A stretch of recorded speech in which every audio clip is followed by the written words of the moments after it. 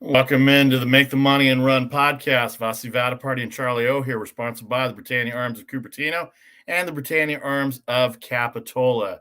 As we welcome you into the studio, Vasu, Vaddiparty solo right now. We're trying to make the connection with Charlie O. It is January 20th, 2022. In fact, there he is right now. Charlie O here with you. Vasu, Vaddiparty, the Make the Money and Run podcast, sponsored by the Britannia Arms of Capitola and Cupertino. Big NFL weekend coming up this weekend with the divisional playoffs. We'll review all the games later on.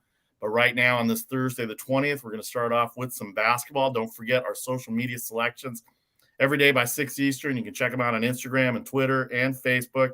And then, of course, the Britannia Arms of Capitola and Cupertino are wonderful sponsors as we get to it. Hello, Charlie. How are you? Hey, listen, man. Happy to be here. Let me just put it that way.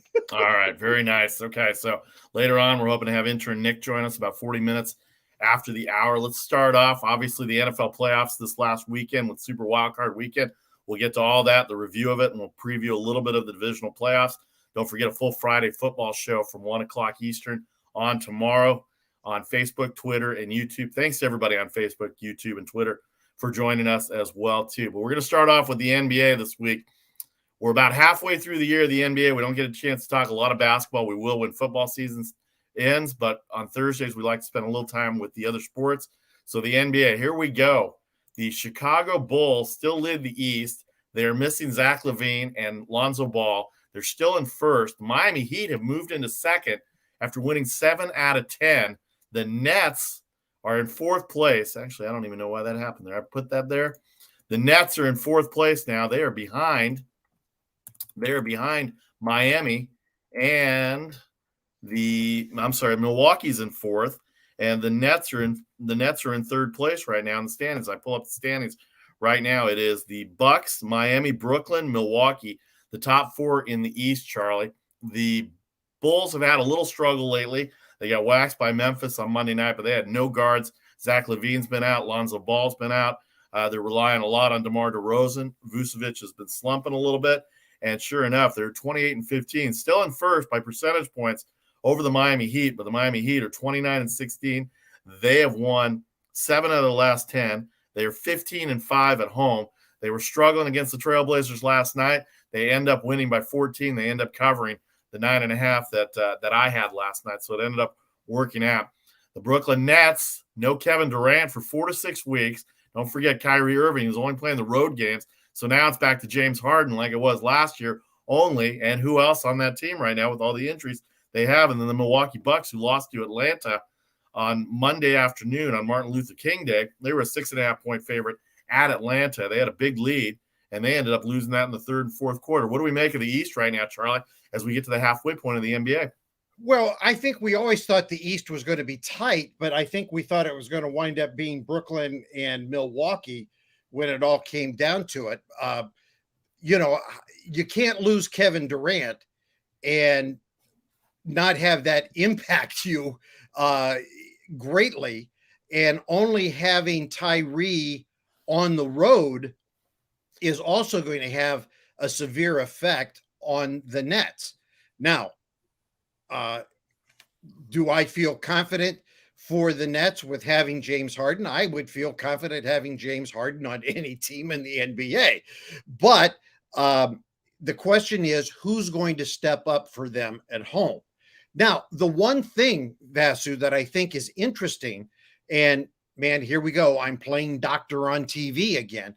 I've been monitoring this whole Omicron thing pretty closely, and they are talking about that the virus seems to be peaking in the East, not in the West, but in the East, it seems to be peaking.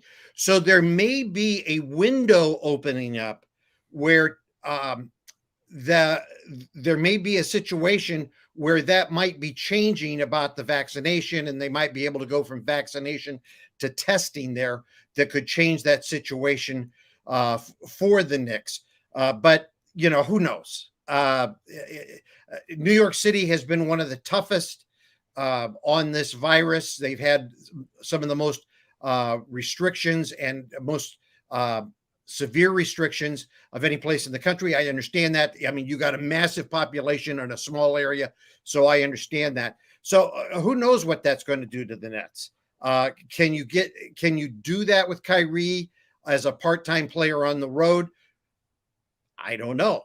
That's going to be tough. I think the Bulls are in kind of a temporary slump at this point. It's a long haul season. Nobody in the East right now looks like they're going to run away with it. Although I have to tell you, last night, Joel Embiid looked like a man eater. 50 points last night in 27 minutes.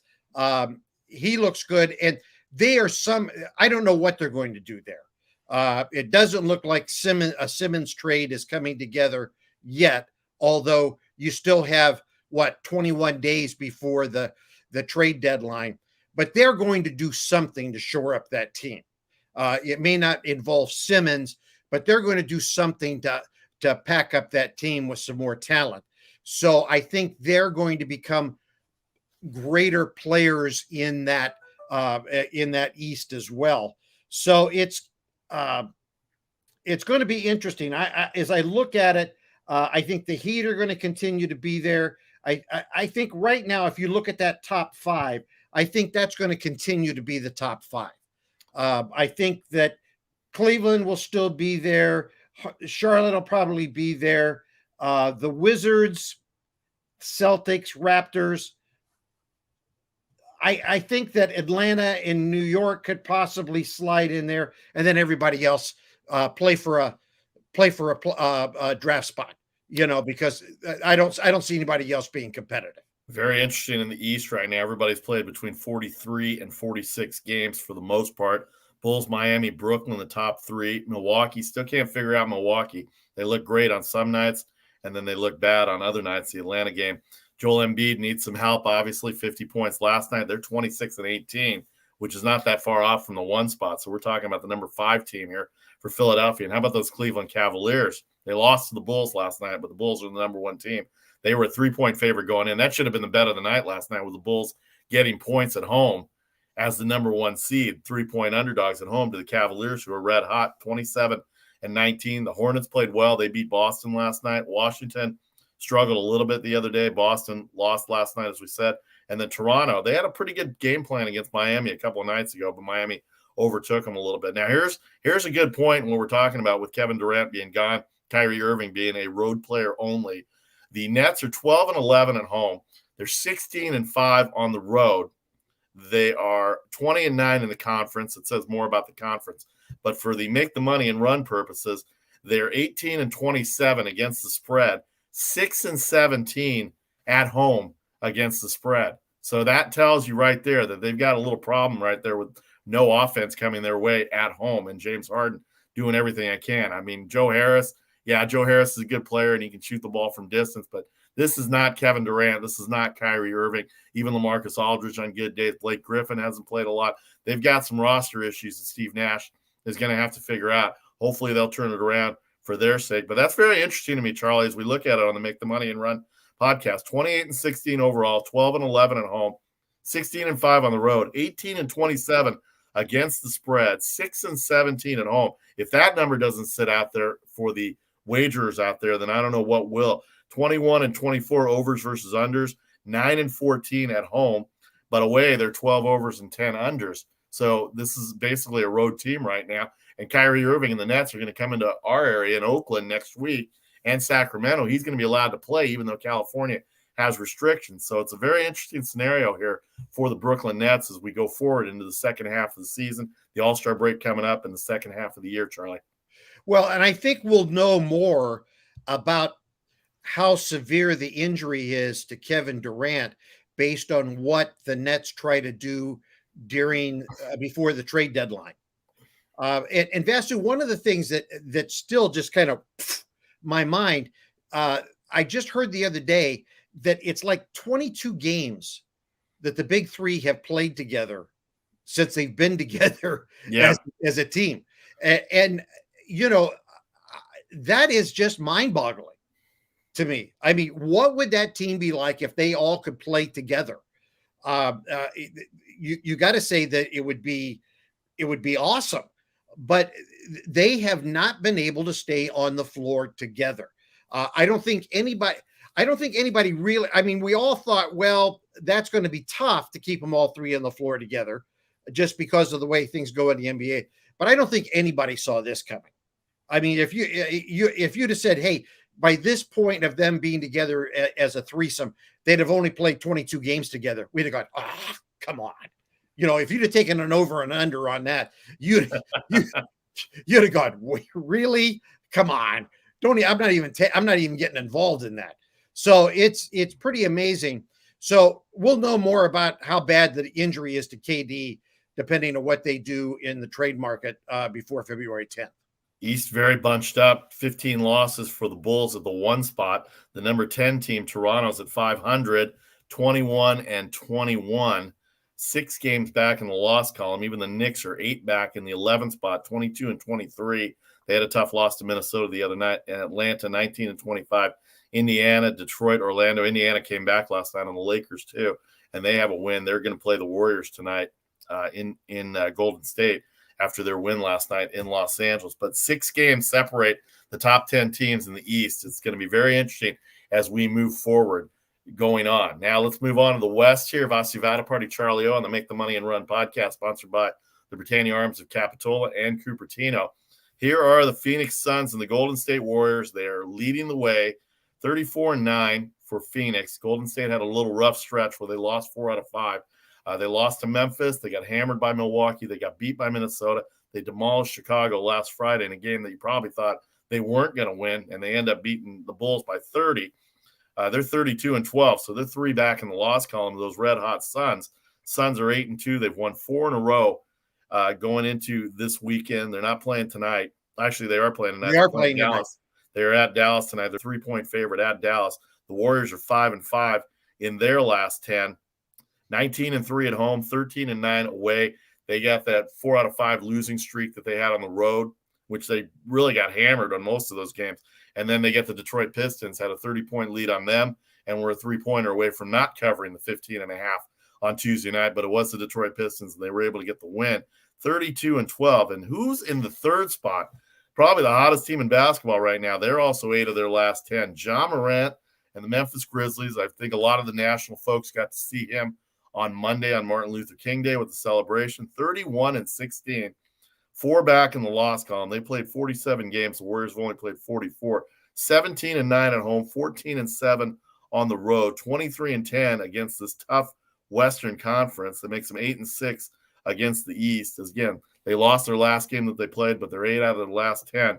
How about these Memphis Grizzlies? Ja Morant, Jaren Jackson Jr., Dylan Brooks when he's healthy. They've got shooters off the bench that are coming in there. I mean, they've got Taylor Jenkins has really got it going on there, and they are tough. They're scrappy. They're physical, and they're showing the league that Ja Morant's not the only star. But remember, Ja Morant was out for 2.5 weeks, and they went. I think they went 8-3 in those 11 games that he was out. So they've got a full slate of complementary players that are really, really good. And I like Jaren Jackson in the middle. He defends the post, and he's a good 3-point shooter. But these Memphis Grizzlies are making a charge at the Warriors and the Suns right now. Well, Vasu, we talked about it a couple of weeks ago. They have adopted the old style Grizzlies style of basketball. They are just a physical team. You go in there, they're not finesse. They're going to go in and they are going to be physical. They're going to make you play. You get in their way, they're not going to bump you out of the way. They're going to throw you out of the way. And they also are a very talented team. So right now, you got to look at them. This is no joke. This is not an anomaly. This is not something that's going to go away in the second half of the season. These guys are for real. Now, are they going to win the Larry O'Brien Trophy? I don't think so. Are they going to be a factor in the playoffs? Yes, I think so. So they're fun, they're dangerous, and they are going to be a factor in the playoffs. And if you get a chance when they're coming on some of the national games on ESPN and on TNT, watch this team because they are entertaining. And 31-16. I'm sorry, go ahead. And watch their numbers. They are a team that may win you a little money too. There's no doubt about that, because that was going to be the point I was going to get to. The 31-16. I don't think people realize how good they are. Their numbers are still pretty short in terms of favorites at home. 31-16 overall, 17-9 at home, 14-7 on the road, 30-17 against the spread, 15-11. I think that's come down a little bit based on the fact that they're starting to lay a few more points. They were laying 8.5 against the Bulls on Monday, and that usually never is the case for a Memphis Grizzlies team to be more than a 6-point favorite. 15-6 on the road. A lot of those games are underdogs, and they play well on the road. 23-22-2 and the over-unders. 12-13-1 at home. They play great defense at home, and 11-9-1. So the Memphis Grizzlies definitely a factor in the Western Conference. The Utah Jazz have struggled a little bit. They've fallen to 29-16, same number of losses as Memphis, but they're in fourth place now. They're 7 games back of the Suns for the number 1 spot. And then Dallas, who's played better. Luka Doncic is healthy. Porzingis is still in and out, but they've got a pretty good thing going on there with Jason Kidd leading the way. 26-19. Denver's 23-20. Minnesota, the Lakers, the Clippers, and Portland are 7-10. Portland's in a shambles. No Dame Lillard. McCollum's back. He looked pretty good. They played well against Miami for about 3 quarters, and then they just ran out of gas against a very talented Heat team. The Clippers 22-24.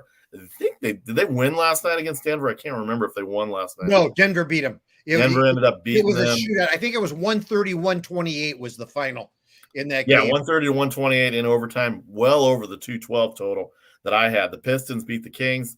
The Pacers came back from being down to the Lakers, 22-23. Lakers, very interesting scenario. Obviously, they're taking a lot of flack with all the talent they have. No Anthony Davis. LeBron James trying to lead this team. Russell Westbrook still out of control. 15-12 at home, 7-11 on the road. Only 2-6 against their division. Of course, they play in the Warriors and the Suns division. 13-16 against the conference. They are giving up 111 points, and they're giving up 112.8. They're scoring 111.3. They're 5-5 in their last 10. They looked really good against Atlanta 2 Fridays ago. Then they beat Utah the other night after they get routed by Denver, and now they come back and lose to Indiana's okay. They're not great, but they should not lose to Indiana at home. They were only a 5-point favorite last night, Charlie. So them and the Clippers. Now Paul George might be out indefinitely for the Clippers for a while too, and of course they don't have Kawhi Leonard either. You're talking about the 2 LA teams that were thought to be in the Western Conference Finals at the beginning of the year. They're in 8th and 9th ahead of the Portland Trailblazers, who have no business even being in 10th, because San Antonio is better than they are. Probably New Orleans is better than they are. And Sacramento, if they can play defense, could be better than they are as well, too. So what gives with the LA teams right now, Charlie? Well, interestingly enough, Vasu, the biggest news out of that LA game last night was the fact that at the end of the game during crunch time, Westbrook was on the bench. They did not have Russ in the lineup. And the word is that Frank Vogel had the complete blessing of the front office to play whoever he thought would get him the win at the end, because we all know that when Russ is in the game, Russ demands the ball. But we all knew that when they went there, because that's how Russ plays. And if you want him to do his thing, you want him to be successful, that's how he's got to play. And so it's not working with the mix that they have. So during crunch time last night, he's on the bench. Now, let's talk about the outcome. It didn't work. They lost. So now what do you do? Okay, because to me, that says if you left him on the bench, that says to me that LeBron's not been happy with him on the floor during crunch time. And I'm not, that's not an aspersion at LeBron. But LeBron is your key guy there. And always as a coach, when you got a superstar like LeBron, you're going to consult with him about who you think should be on the floor with him in a crunch time situation. So you made that decision and it didn't work. So now what do you do? And I still think, and there's been rumors floating for the last 30 days at least, that Russ is going to be moved before the trade deadline. And I think the more you see things, moves like this, him on the bench during crunch time, I really believe that he's going somewhere, because the Lakers have got to do something to shake up. I mean, I've heard, well, they're going to fire Frank Vogel.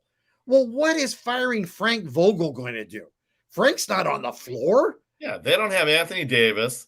They made a trade for Russell Westbrook, giving up 4 guys back to the Wizards, who started off well. Now they're coming back to 500. I mean, can we trade them back to Washington and get our 4 guys back? I don't know. No. That ain't going to happen. There may be mutiny in Washington, D.C. If that happens, there's no doubt in my mind about that. There were church praise services all over Washington when that trade went down. Well, my question is for the Lakers, and as a Lakers fan and somebody who has made some money on them over the years, yes, they're a very talented team. There's no Anthony Davis. That's a big part of their offense right now, and they're trying to find their way through it. They're better than just finding their way through it. What did they do to get themselves a 9, 10, 11-point lead in the early part of the game, even through the middle of the third quarter? And then what changed in the fourth quarter for them to lose the lead and end up really getting blown out in that last 6 minutes of the game? Why not stick to the formula that was there for the first 3 quarters and get to the fourth quarter? Is this an ego thing in the NBA? Is this something going on that we don't know about? Because I saw Carmelo Anthony score. Tucker Horton, THT, Taylor Horton Tucker has played well. The Iowa State player, he's played well for them too. And they just got to get guys in there that get the lead, and they got to figure out how to get a Mariano Rivera in there and just shut the door in the fourth quarter, because you can't lose leads like this, and they've lost a lot of leads this year, Charlie. Well, I think part of it is, and I didn't watch the full game, I just watched the highlights, but early on in the game, it was LeBron. And then later on, other people picked it up. But the problem is LeBron, and again, LeBron's not ready for a wheelchair. Don't get all over me, but he's not a young man. Yeah. And LeBron is not going to be able to carry you for 48 minutes in a game, night after night after night. And they've got to figure out how to get him in the game, out of the game, in the game, out of the game, so that you really got him fresh at the end of the games. And they have not been able to do that. And so last night, when they really needed him, I think he was tired. And hey, folks, I'm not a Lakers fan, so don't think that I'm making excuses for the Lakers. I'd be happy if the Lakers never won another game for the rest of the season. But I think that's part of it. They're just not, they don't have enough depth there. And I think, they gave up their depths in Washington. Okay.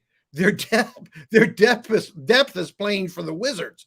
And what they hoped would be that super spark in every game was sitting on the bench in the last 5 minutes of the game. Yeah. So now that tells me you got to get ready to pull the trigger and do something big at trade deadline time, or you're just going to wallow where you are and be a non-factor in the playoffs. All right, Vasu, Vaddiparty, Charlie O here, the Make the Money and Run podcast for this Thursday, January 20th. Just to finish up on the Lakers here real quick before we get to the top of the division. We haven't even talked about the Suns and the Warriors yet before we go to break here and get to a little college basketball. LeBron James, -20, and I don't take the plus-minus very seriously in the NBA, although it is a pretty good indicator. -20 for LeBron James last night. Taylor, THT, Horton Tucker was +12. The other, let's see if I got this right. I saw the stats here. Let me go through this here real quick. So just looking at it, plus-minus for the Pacers. For the Lakers, -20 for LeBron James, -18 for Russell Westbrook, -7 for Avery Bradley, +3 for Anthony. Stanley Johnson was +2. Austin Reeves was +5. And Taylor Horton Tucker was +12 on the game. So there's your guys off the bench right now. Carmelo Anthony had a pretty good game. He had 14 points. Horton Tucker had 20 points off the bench.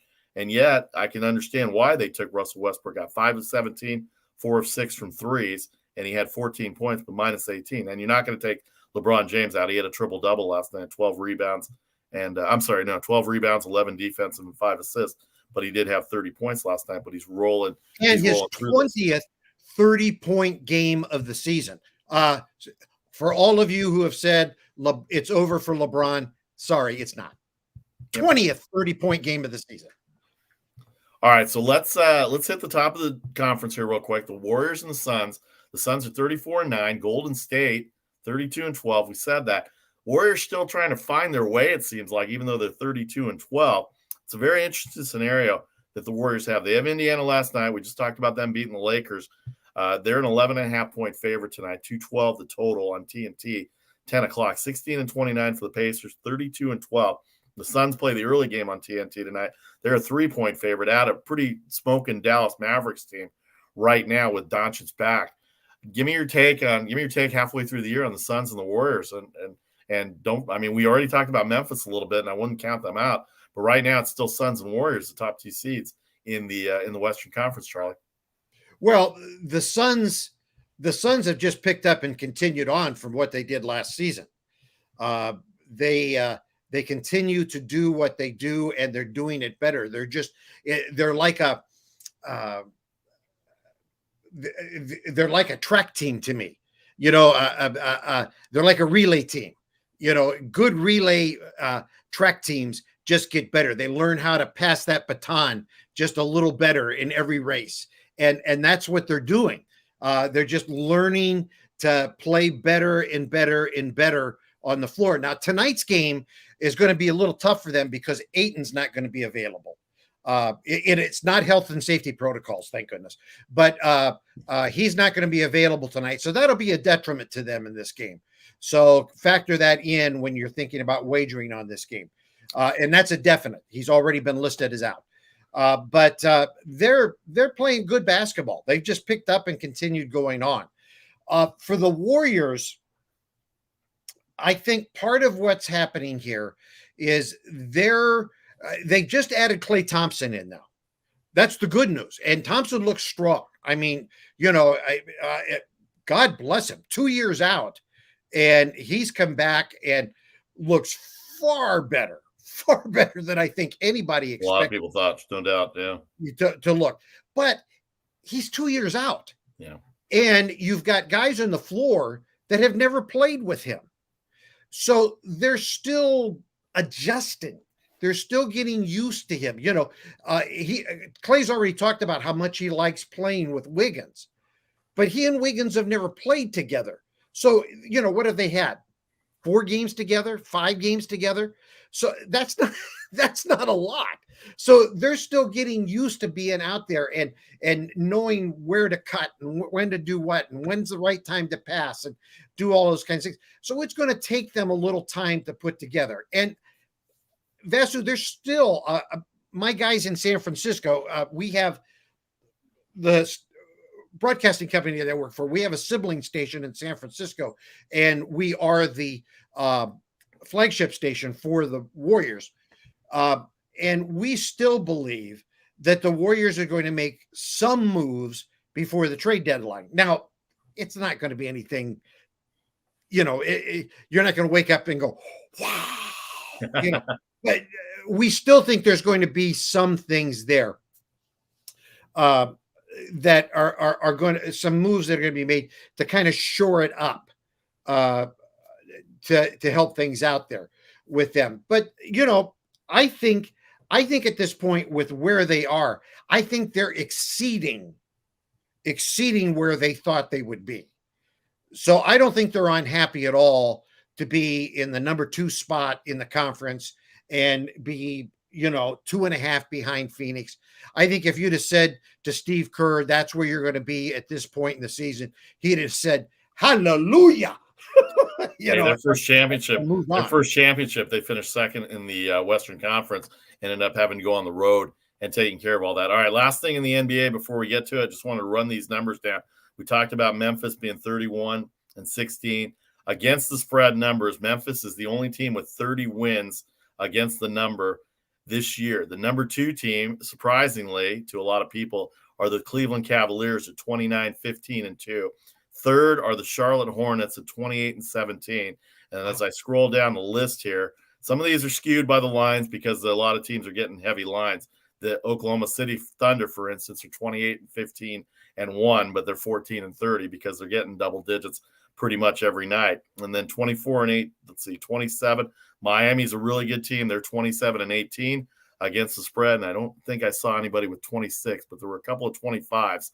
So as I scroll through it, yeah, 25 for Chicago, 25-18 for Chicago. And then the 25-18 for the Golden State Warriors. And then I don't think there was anybody at 26. No, that's pretty much it.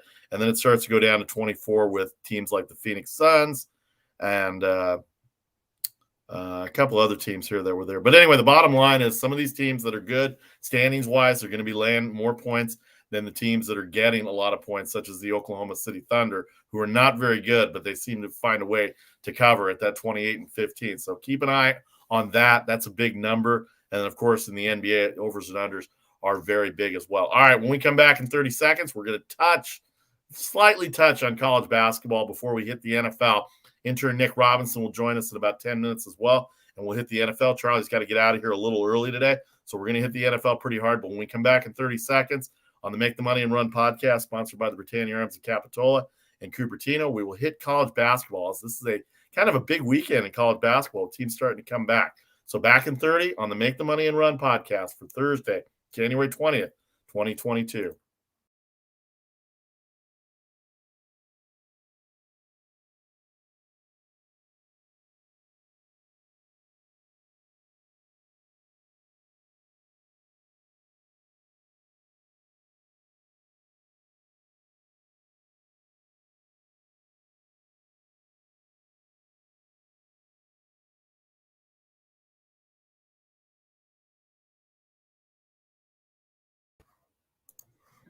All right, back with you on the Make the Money and Run podcast, sponsored by the Britannia Arms of Capitola, 10 years on the shores of the Pacific Ocean, located on the end of the Capitola Village. Check them out this weekend for all the NFL action, NBA action as well, too. If you're in Silicon Valley on the border of Cupertino and San Jose, check out the Britannia Arms of Cupertino. And also, Make the Money and Run Friday football show with a complete preview of the NFL weekend. Plus, we're going to do a live show on Saturday, 3 Eastern, 12 o'clock before the Bengals and Titans start at 4:30 from the Britannia Arms of Capitola. If you happen to be there, the last few weekends have been great. Come on by, say hi. We'd love to meet you.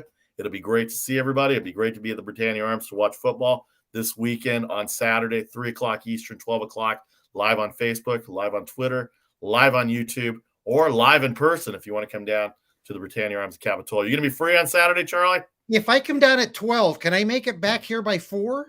Probably not. Okay, well then I'll just do it. We'll zoom it in. All right, we hit the NBA. I'll just do it on StreamYard then. There you go. All right, so we hit the NBA pretty hard halfway through the year of that. Conference basketball and the protocols for COVID have started to bring some of these makeup games back. We've got an early game, 2 early games today. In fact, Florida State, North Florida playing right now. 23-point favorite for Florida State. Not anywhere near covering for those that wanted early action. Providence coming off their makeup game against Georgetown. They're 14-2. They're a 10.5-point favorite later, but a triple header on Fox Sports 1 tonight. I'll be working the UCLA from a studio somewhere in the Bay Area. Purdue, Indiana, UConn, and Butler, and UCLA, Utah, the 3 games on Fox Sports 1. The big game, the Purdue Boilermakers going in to Indiana, a big rivalry. We know how big the rivalry is, Charlie. You're from the Midwest.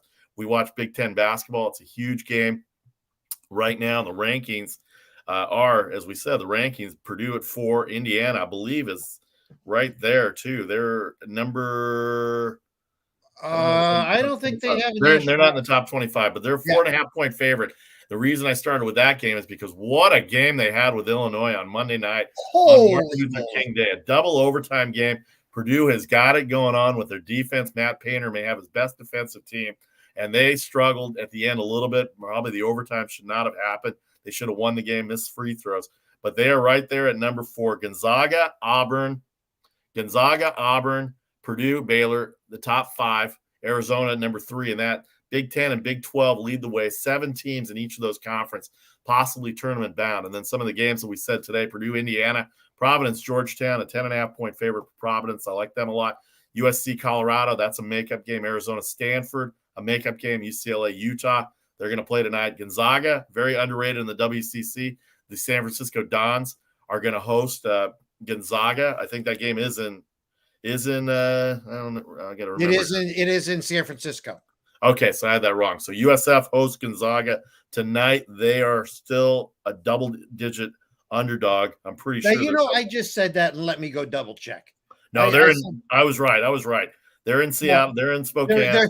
They're in Spokane. Yeah. They're the number 1 seed on CBS Sports Network tonight. 16-point favorite against a very talented USF Dons. The Big Ten Friday with Illinois and a huge one in Madison with Michigan State visiting Wisconsin. Wisconsin number 8 in the country, and Michigan State off their loss to Northwestern last weekend. They dropped in the rankings and they are at 14. But Wisconsin has played well. They moved up 5 spots over the week. The Big Ten and the Big 12, Charlie, as we look at it, we'll hit the SEC in a second. But give me some quick nibbles here. Well, Purdue, geez, you're absolutely right. That game on Monday should have never gone to overtime. But boy, you talk about a team with tenacity.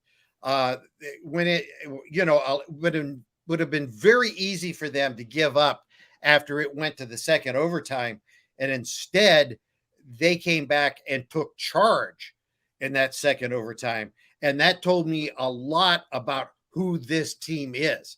They just said, okay, we're done with this. We got to quit screwing around here. We're going to take charge of this game and put it away. And they did. And Illinois, I learned a lot about them too. I mean, that is a team that's got fight in them. And everybody in the Big Ten needs to be very afraid of the Fighting Illini because they've got a lot of fight in them. So that, it's good. And you talk about Indiana. Okay. Indiana may not be ranked. Okay. But they are 11-0 at home. Right. Okay. You go into Assembly Hall. That is maybe one of the most hostile environments in the world to go play basketball. When you walk in there, the spirit of Bobby Knight is there. He taught them how to be fans. And let me tell you, it's not an easy place to go play. So Purdue will have everything that they want to face. They are, a team that is got a lot of talent, but and I think, Vasu, I'll ask you this question. My feeling is, we always talk about home court advantage and those kinds of things. I think at the collegiate level, things like crowds and home court advantage come into play much more than they do at the professional level. It just seems to have more effect on the kids than it does at the professional level. So I think you have to. I think that's a fabulous point. I think that's a fabulous point because the gyms are smaller. There's less attendance. They're closer to the floor. The people that have NBA seats are generally people that are there for business purposes, although there are rabid fans in every arena and they are courtside, but I don't think it has the same atmosphere as a college atmosphere because you could be a college student and still have a seat down low and still make all the noise that you probably would not see in an NBA game, depending on what city you're talking about from an NBA standpoint. So that's a point well taken. By the way, I shortchanged my own network. The Georgetown Providence game at 5:00 is the first game of a quadruple doubleheader on Fox Sports 1, followed by Purdue, Indiana, UConn, Butler. I'm calling Rupert and telling him. That's it. And UCLA, Utah right now. I'm just focused on UCLA, Utah right now, and whoever we have on our social media selections at 6:00 Eastern. All right, the Big 12, Baylor, Oklahoma this weekend. K-State, who's had a couple of good wins. They'll play Kansas, who had a tough win at Oklahoma. Iowa State's very good. Oklahoma is pretty good. Oklahoma State's pretty good. Texas Tech is really good. They had 2 wins last week against top teams. They upset Baylor on the road when Baylor was the number 1 seed. So right now, the Big 10 and the Big 12 to me are the 2 best teams. But I don't want to forego the SEC here real quick. A huge game Saturday morning, West Coast time. Kentucky at number 12 will visit the number 2 Auburn Tigers. Bruce Pearl has that program going on. Jabari Smith, the fabulous freshman, going as well. And then LSU, who made a miraculous comeback to cover the 3.5 points last night, were able to play with whoever they played last night. I forgot. I remember I had 4 points. And then they're going to play Tennessee.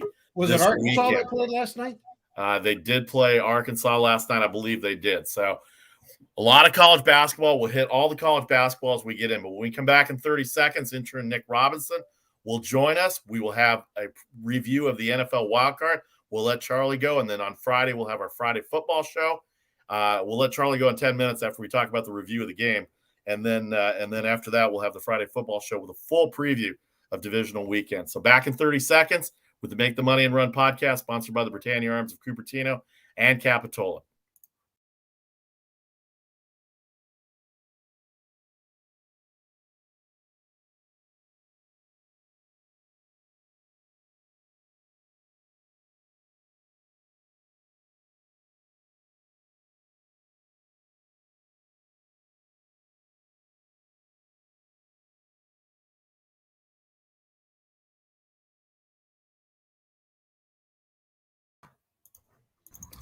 Welcome back to the Make the Money and Run podcast, the Thursday edition on January 20th of 2022. Vasu, Vaddiparty, Charlie O, your hosts here.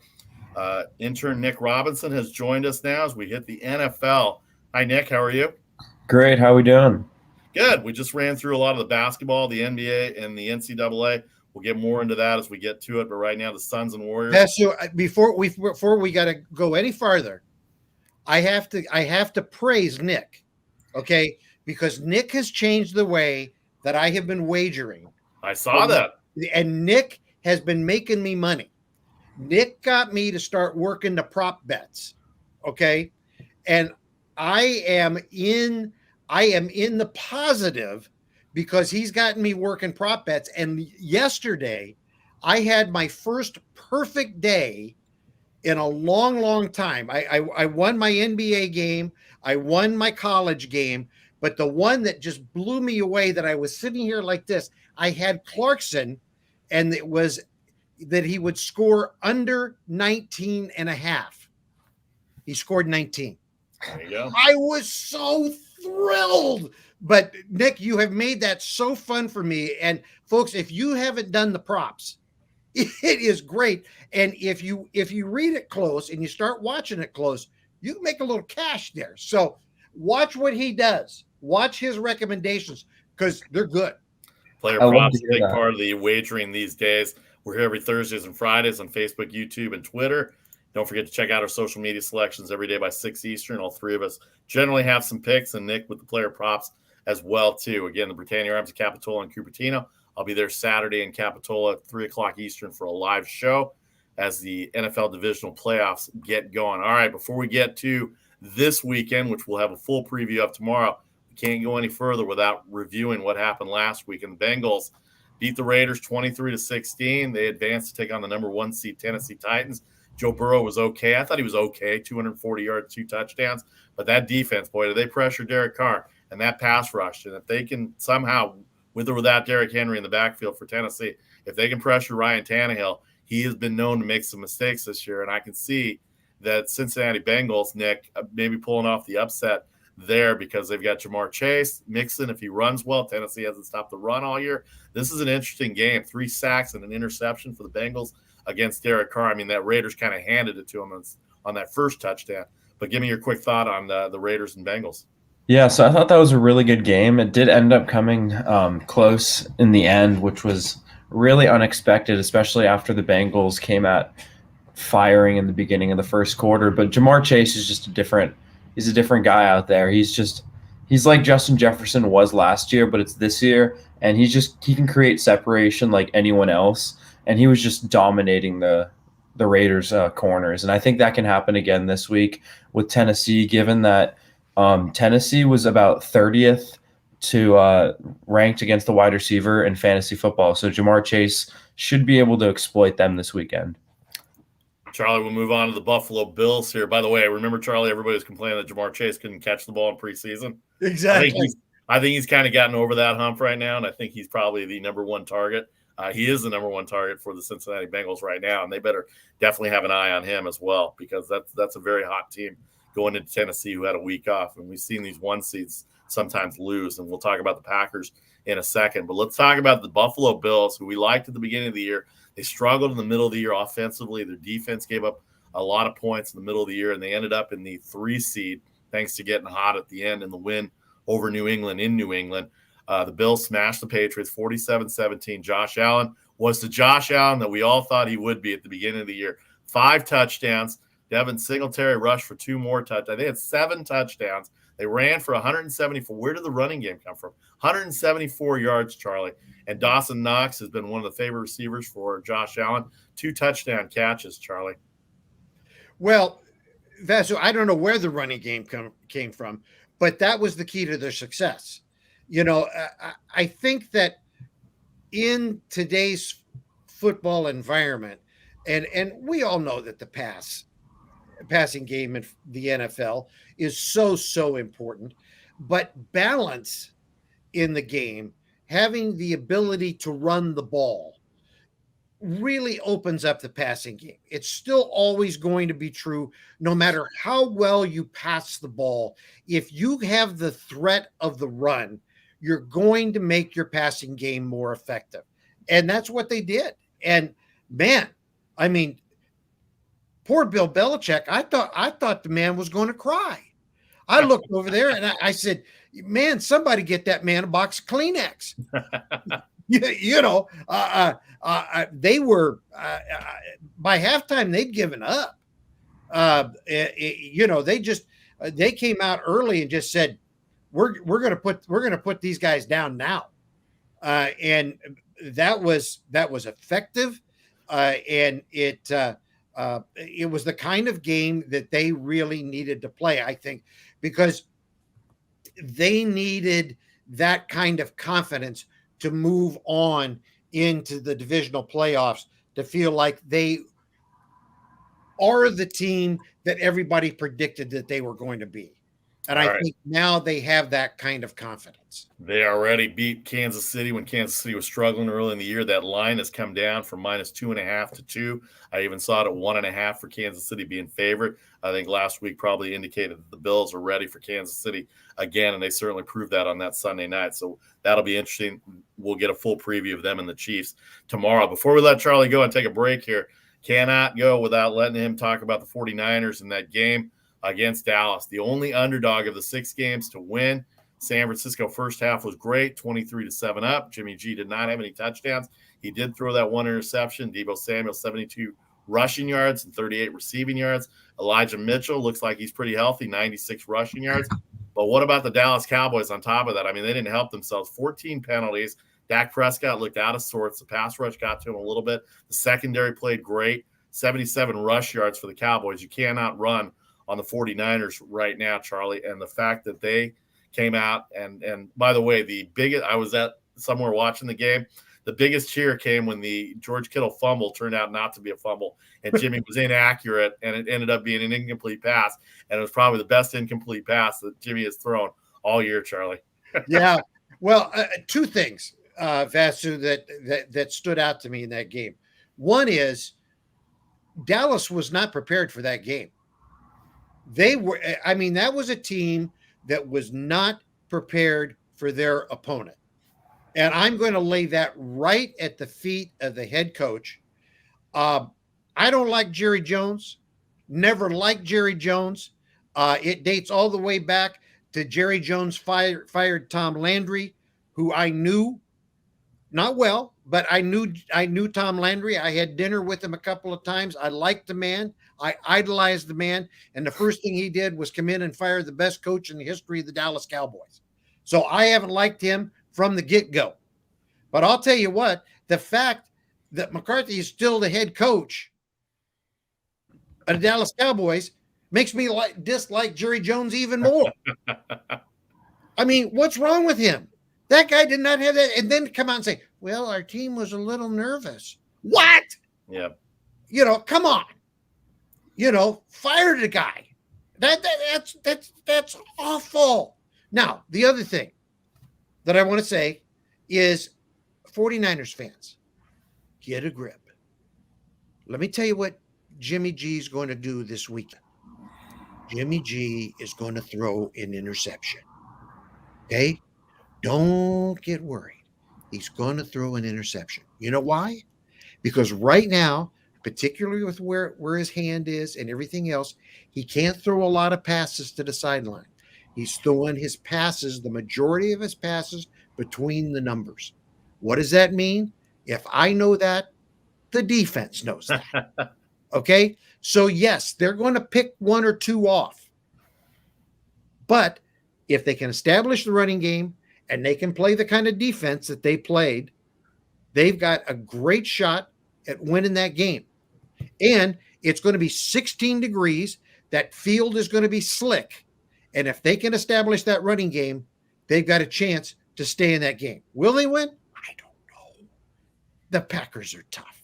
The Packers are really tough. But 49ers fans, just get a grip right now. I don't want to hear any whining, any crying come Sunday. Jimmy G will throw an interception or two. Just get ready for it. We'll have a full preview on the Friday football show tomorrow, 1 Eastern on Facebook, YouTube, and Twitter. Charlie, we'll let you go now. We know you got to get rolling here, so Nick and I will finish this out. We will see you tomorrow, 1 o'clock Eastern, 10 o'clock Pacific for the Friday football show. Okay, fellas. See ya. All right. Nick Robinson with us, our intern Nick. Let me know your thoughts on the 49ers and Cowboys game from last week. Very scary second half based on the fact the Cowboys were at home, but it was interesting to see how the 49ers came out and established the running game. Deebo Samuel's doing everything. Elijah Mitchell, they ran for 170 yards plus based on these two guys right here. And boy, Dallas did look a little nervous, and Dak Prescott, I don't think he can handle the rush. And I think when there was pressure put on him, he clearly couldn't handle the pressure as much as we thought he could. And the running game was non-existent. You can't run on the 49ers right now. The last 6 weeks of the best run defense, 77 rushing yards and a 23-7 lead. But boy, it was scary in the second half if you're a 49ers fan where we live in the Bay Area, that they almost gave that up at the end there. And that fumble turned out to be the incomplete pass, Nick. Well, yeah, I thought that was the best game of the weekend by far, and it had the looks of it to start, especially when the 49ers came out hot, because, you know, the Dallas Cowboys fans came in, I think, expecting that they would win, and the Cowboys, and I think they were kind of already game planning for the Packers, kind of expecting to steamroll the Niners and kind of disrespecting them right in the beginning. So I know a lot of the field were on the Niners just because that was the underdog of the week, and the Niners can control the line of scrimmage, and that's what could happen for the Niners to pull out the upset, and that's exactly what they did. They ran Mitchell into the ground, they established him early, and they ran Deebo into the ground, which is very impressive to be able to get almost two players into 75-plus yards rushing, especially wide receiver, when he can be so dynamic in the open field. So I think that was the key to success, and they were able to do it. On the other hand, I think Dak was a little scared in the pocket. And they couldn't really control the run game, which is exactly what you said, and that's why they lost, because Zeke wasn't doing much. Super Wildcard Weekend review on the Make the Money and Run podcast. Charlie O had to take off early. Intern Nick Robinson here with us. Vasu Vaddiparty here with you on this Thursday. Again, thanks to everybody on Facebook, YouTube, and Twitter. The Britannia Arms Capitola and Cupertino would thank them. I'll be there Saturday, 3 o'clock Eastern, 12 o'clock Pacific before the Saturday game start at 4:30 on Saturday between the Bengals and Titans. All right, 2 more games to hit. We'll hit the Arizona Rams game tomorrow. But the Super Wildcard continues. Kansas City just smashed up Pittsburgh. I mean, who didn't see that coming? 3 weeks ago, they beat them up. It was 21-0 before the first quarter ended. Kansas City, they got the TJ Watt fumble. They gave them a 7-0 lead, and there was little hope in Pittsburgh at that point. And then Patrick Mahomes, all he did was throw for 404 yards, 5 touchdowns. Kelsey had 5 catches, 108 yards. Byron Pringle had 2 touchdowns. Ben Roethlisberger's last game, 250 yards, 2 touchdowns. He was okay. They just fell behind the 8 ball. They couldn't run the ball because they were down. By that point, they were already down, and the TJ Watt fumble helped. Obviously, it certainly helped the over if you had the over, because the over was 46.5. A lot of people had the under in that game, and when Pittsburgh got that first touchdown, I could just see Kansas City coming back and rolling 21 or 28 up right after that. So Kansas City right now, they went through that hot streak where they won 9 out of 11. Their loss was to Cincinnati. They got that win on the final weekend against Denver barely, but that was already basically a clinch because Tennessee had already clinched the number 1 seed from that standpoint. But here's Kansas City coming in, Nick. They've got they had Pittsburgh last week. Just talk about how you thought Kansas City played against Pittsburgh and how it'll be effective for them going forward. Yeah, well, Kansas City's always a scary team, given they have the quarterback that can do anything with the ball and make anything out of nothing. So that's what pretty much was the decider. I mean, it's hard to win a game when your quarterback comes out and says that you have basically no chance and you're going to go out there and play to have fun. So that's kind of what Roethlisberger did. But I guess he played how he stated, and it was a great start starting up 7-0, but then you could just tell immediately.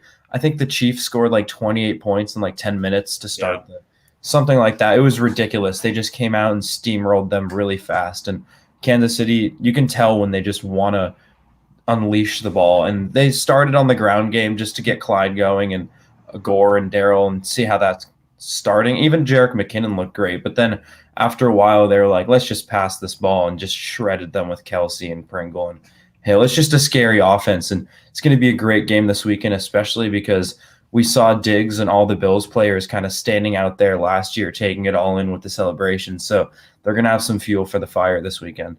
Don't forget they smashed them early in the year on Sunday Night Football, Week 4, when the Chiefs were struggling.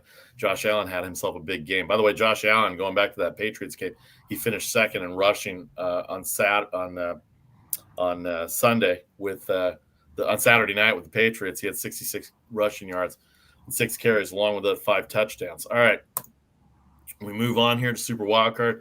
Tampa Bay Buccaneers, they dominated Philadelphia. They had a close game with them early in the year. Philadelphia came back. It actually changed their offense after that game. They ended up becoming a running team after that game. They did cover at home a 7.5-point underdog.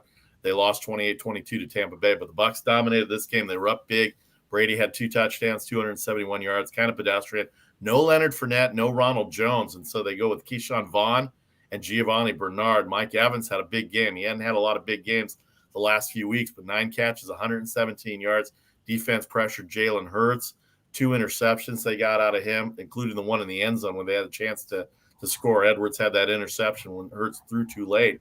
That was the best chance for the Eagles to score right there. And then when they went to halftime without getting any points, I think that pretty much was fait accompli for them. They did get a couple of touchdowns late, and it made it interesting from the standpoint of the point spread was 7.5. They did win by 16, so they would not have gotten there, but it still made it closer than it probably should have been. But here's Tampa Bay. They're going to host the Rams this weekend. We'll talk about the Rams-Cardinals tomorrow, but give me your take on Tampa Bay-Philadelphia, Nick. Yeah, what stood out to me was the Bucs defense. They were absolutely stifling everywhere. I mean, we expected them to have a great defense coming into this game, but Devin White, Shaquille Barrett, and Pierre-Paul, all those guys just got after Hurts and seemed like less than 2 seconds every snap. Either Hurts was being pressured out of the pocket and having to throw in the run, or he would just be scared of what was happening in previous plays and scramble before the pocket was even closing. So I think they were just playing mind games with Hurts, kind of blitzing him, kind of staying back. And every time they blitzed him, they got to him. He would make an errant pass. And he finally got onto it in the fourth quarter and got some passes going, connecting with Smith and Goddard. But it was just too late. This Tampa Bay defense came out firing. And Brady and Leonard, they didn't even need Leonard to run. And Brady didn't really do too much. He was just doing his old self, being game manager, being a elite quarterback as always, but that defense is stifling, man. It's crazy. Early preview. We'll have a full preview and full breakdown of all the 4 games tomorrow on the Friday football show. But Tennessee, a 3.5-point favorite, 47 the total, hosting Cincinnati, 4:30 Saturday. Green Bay 6-47 versus the 49ers. Saturday night, 8:15. Tampa Bay 3-48.5 versus the Rams. That's a rematch, 3 o'clock Sunday. 12 o'clock on the West Coast. Kansas City 2. Some places I've seen 2.5, and it dropped down to 1.5 in some other places. But my site still had them at -2. 54.5 versus Buffalo. That's the late game on Sunday, 6:30 Eastern time, Sunday evening. Just give me your initial takes here real quick as you look at the 4 games, Nick. Yeah, so Green Bay is a heavy favorite here, and I think that's how it should be. But the only thing is that the Niners, if they can control the line of scrimmage, their +6 is a little interesting. However, I do like the Bengals as my biggest upset of the week. I don't think Tennessee is as good as a team as they're sought out to be, just given that their defense hasn't been 100% the entire year, and Henry is a little banged up. So if Cincinnati's pass rush can get to Ryan Tannehill like they did with Derek Carr, and they have Jamar Chase and Higgins should have a bounce-back game, I think they can get rolling. No doubt about it. And the Kansas City-Buffalo game might be my favorite game. That and the Rams. The Sunday games are not getting as much press as the Saturday games right now. I think Kansas City-Buffalo will be a great game. The Rams and Buccaneers. The Rams beat the Buccaneers early in the year when they were rolling. Of course, Green Bay, San Francisco. Saw what happened. 5 out of the 6 games last weekend, all the favorites covered after the covered all year, Nick. So very interesting. The 49ers, the only team is the underdog that covered. All right, make the money and run Friday football show with a complete preview coming up tomorrow at 1 o'clock Eastern. I'll be there Saturday at the Britannia Arms, Capitola Village, 3 Eastern, 12 o'clock Pacific time. Come on down and meet me. I'd love to meet everybody that follows our show. Jump on the StreamYard app and come in with some comments before the Cincinnati, Tennessee game Saturday afternoon as well, too. Don't forget, we're sponsored by the Britannia Arms of Cupertino as well. Check them out, the best British pub and restaurant in Silicon Valley, BritanniaArmsDeanza.com. Of course, as the aforementioned Britannia Arms of Capitola in the Capitola Village on the shores of the Pacific Ocean. I think anybody that's seen my page knows I've been spending a lot of time there lately, so it seems like it's not a bad place to go. And if you're worried or stressed out and you're watching your games, this is a good place to take about 5 steps out and go look at the ocean for a little bit. It's pretty good. Don't forget social media selections every day, 6 o'clock Eastern. We're pretty good about getting them out there by 6 o'clock. Weekdays, Monday through Friday, 3 times on Saturday with a full college basketball slate, NBA and NHL as well, too. 3 times on Saturday starting at 11 a.m. Eastern, 3:30 Eastern, and 6:30 Eastern on Saturdays, and then twice on Sundays at noon, 9 o'clock West Coast time, and then 3:30, 12:30 Pacific time on Sunday as well. And we're here every Thursday and Friday, Twitter, Facebook, live, and YouTube as well. If you missed any of it, you can download and subscribe. All right, young man, I look forward to seeing you tomorrow for the Friday football show. We'll get it all going. We'll preview all 4 games, and we'll talk about we'll review the Arizona Rams game. We didn't have time to do that today, but that was pretty much a blowout by the Rams over the weekend, or on Monday night, I should say, with Matthew Stafford, Cam Akers back, and their receiving core is still pretty good with Cooper Kupp, even though they don't have a lot there. But Kyler Murray looked pretty much like a deer in a headlight, and the Arizona Cardinals are gone. And we'll see how we go. Give me a quick thought on the Rams and Cardinals. We'll talk about it more tomorrow, but go ahead. Give me a quick thought. Yeah, so I thought Cam Akers looked really good, especially off an Achilles tear 5 or 6 months ago, which was really surprising and impressive. Also, Kyler, like you said, was scrambling for his life, and he hasn't looked the same since that week 5/6 injury that he sustained, kind of knocking him out for a few games. And I think he had a little COVID case, but he's just been banged up all year long. No Hopkins hurt a lot. And then Kingsbury, man, I saw a stat that the last 3 or 4 years at the second half of the year, he just falls off a cliff. It's a downward slide for Cliff Kingsbury. There's no doubt about it. And DeAndre Hopkins, I think they got him there to be a number 1 receiver. Their other receivers, they're not even close to being a number 1 receiver. And DeAndre Hopkins not being there, I think that hurt. J.J. Watt played okay. The defense played okay for the first half, but boy, the mistakes just hurt Arizona. And after getting off to a great start, they're not there. All right, we said NFL divisional playoff matchups tomorrow: Tennessee versus Cincinnati, Green Bay, San Francisco. On Saturday, the Rams and Buccaneers. On Sunday, the finale will be the Kansas City Chiefs hosting the Buffalo Bills. We'll be back at 1 o'clock Eastern tomorrow, 10 o'clock Pacific for the Make the Money and Run Friday football show. For Charlie O, who had to take off early, Intern Nic, appreciate your time. Vasu Vaddiparty here. See you tomorrow, 1 o'clock Eastern for the Friday football show. Take care, everybody. Don't forget our social media at 6 o'clock. We'll have our social media selections today coming up by 6 Eastern on Instagram, Twitter, and Facebook. Take care, everybody. Good luck with your games, and we will see you later.